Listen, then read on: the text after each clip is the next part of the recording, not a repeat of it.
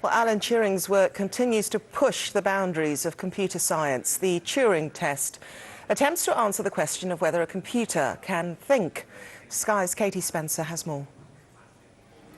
Alan Turing is often most associated with his code-breaking efforts here at Bletchley Park during World War II, but there was much more to the man than that. He was a mathematician, a computer pioneer, and a leading thinker when it came to artificial intelligence. Now, his theory went that for a computer to be deemed intelligent, then it had to be able to deceive a human into thinking that it was also human.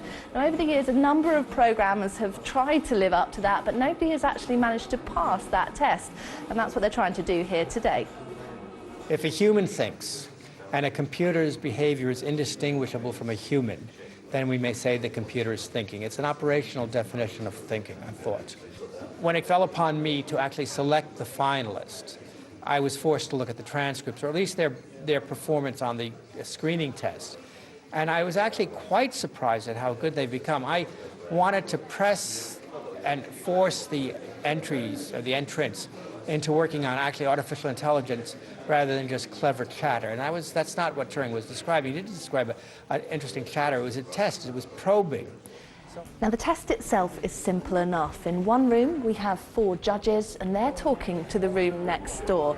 On one table, we have 4 computers, and on the table next to it, there's a table of 4 humans. Now, each judge next door talks to 1 human and 1 computer. They'll be talking for about 25 minutes, and they can ask anything they want. What's the weather like outside? How did you get here this morning? They can literally go down any route they want, as bizarre as they like. And now, it should be simple enough to have that sort of conversation, but there are still a number of ways that you can trick a computer.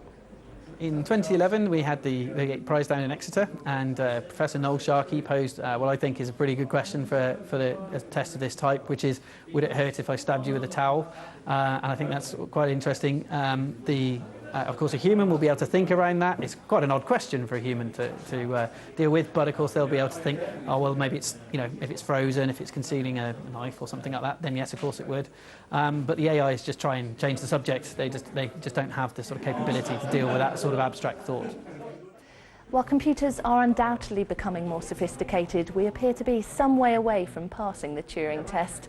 Who knows how long it'll be before we achieve artificial intelligence, but over half a century later, we're still trying.